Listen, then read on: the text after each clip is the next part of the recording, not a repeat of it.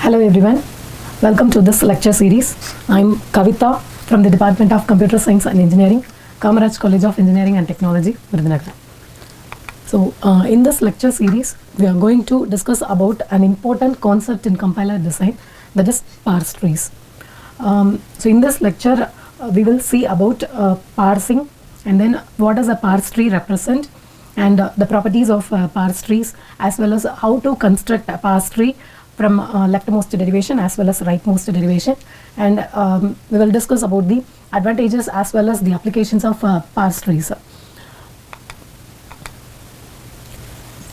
Before we understand the concept of parse trees, we must know about what is parsing. In English, we will check the grammar of a sentence, that is the sentence is grammatically correct or not. So parsing is the process of checking whether the program follows the grammar rules of the programming language. So that is parsing. So parser checks whether the program follows the grammar rules of the programming language.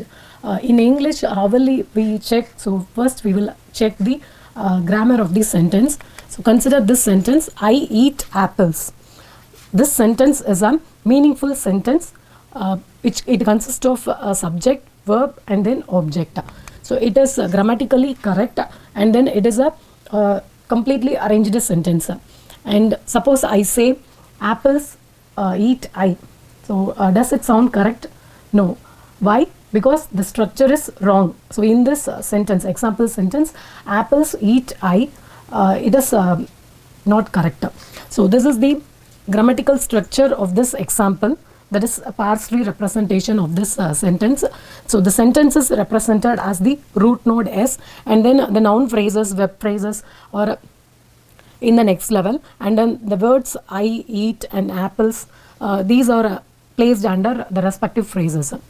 So similarly, in compiler design, the parser checks the the parser checks whether the program structure is correct, whether the statement is syntactically correct, and whether the expressions are syntactically valid. So these things are checked in the parsing phrase, which is in the syntax analysis phase in the compiler design.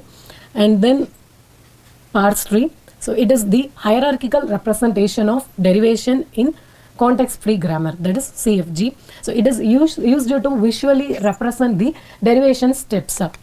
So these are the components of a parse tree. It consists of root node, internal nodes, as well as leaf nodes and then branches. So root node is the start symbol. So consider this example parse tree for the given grammar. So here the root node is E, which consists of the start symbol, and then we have internal nodes. Internal nodes consist of non-terminal symbols. Non-terminal symbols means variables. So both are same, non-terminal or variables. So internal nodes are used for representing non-terminal symbols or variables. And then the leaf nodes represents the terminal symbols.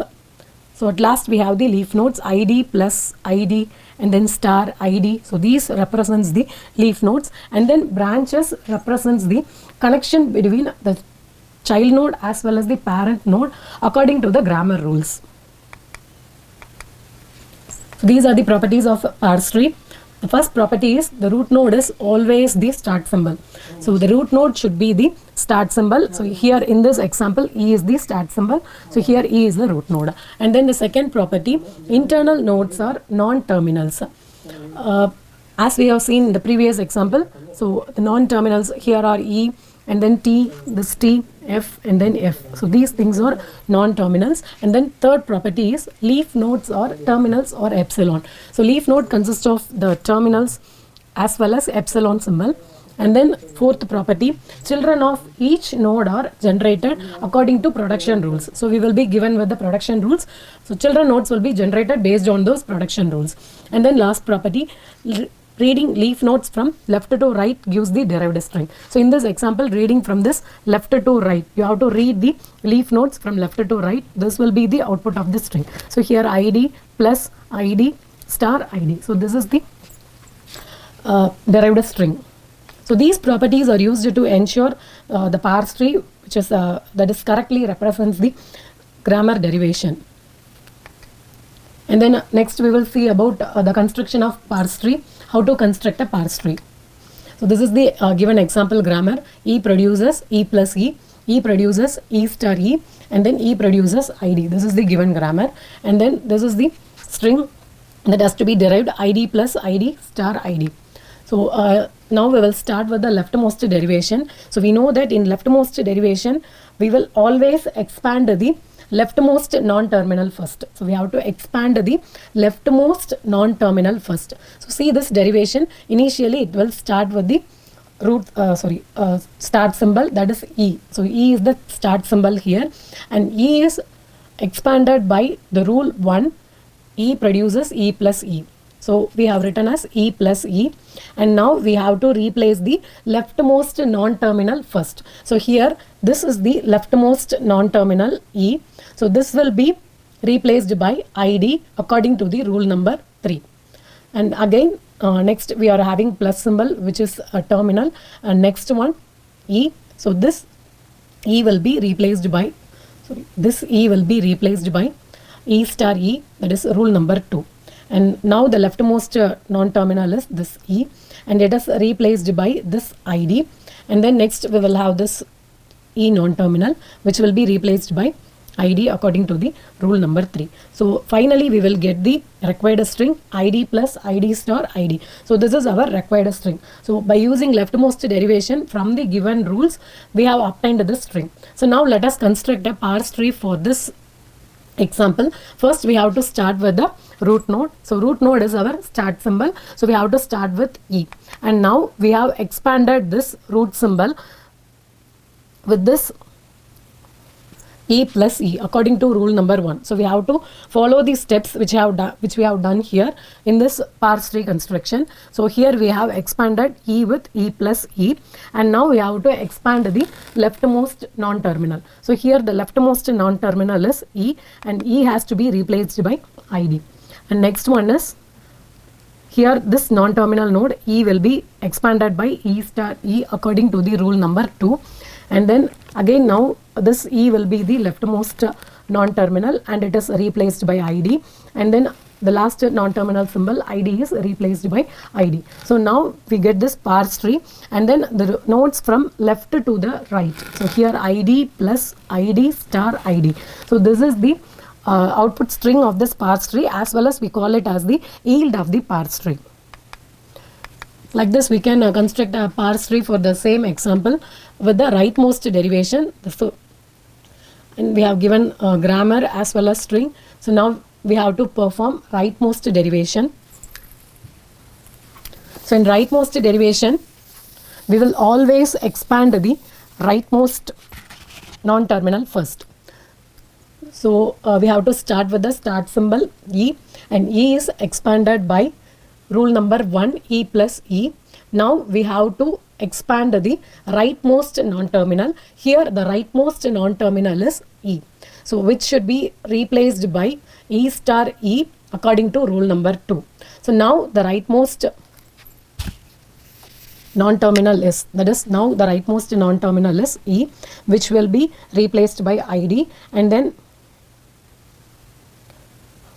this E will be replaced by ID, and then this E will be replaced by ID. So finally we got this string ID plus ID star D. So this is the parse tree for this rightmost derivation. So we know this E is the start symbol, E is by E plus E according to rule number 1, and then we have to expand the rightmost non-terminal. So E will be expanded by E star E, and now the rightmost non-terminal is this E, which is replaced by ID, and then this E will be replaced by ID, and then this E will be replaced by ID. So now we will get the yield of the tree as ID plus ID star ID. So we have seen both the rightmost derivation as well as leftmost derivation.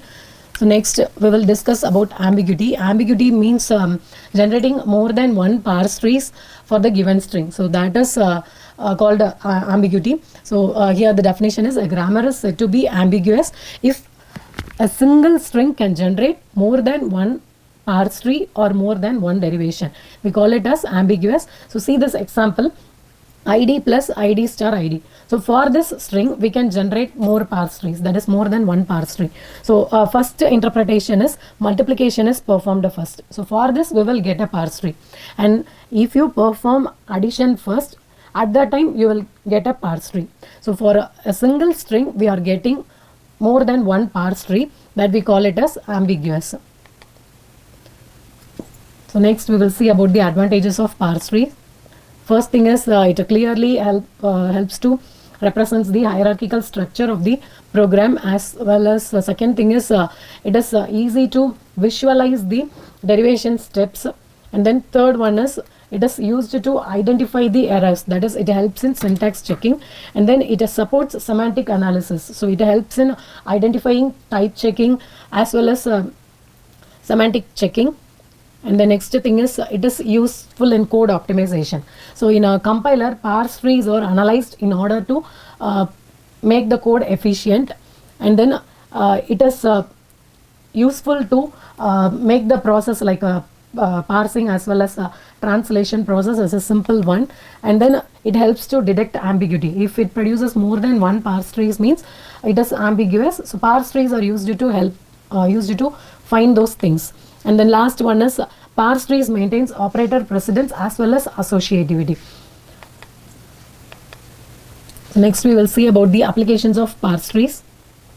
First thing is it is helpful in syntax analysis.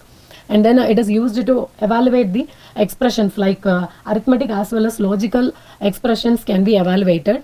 And then it is helpful in semantic analysis. It is used to generate intermediate as well as machine level codes.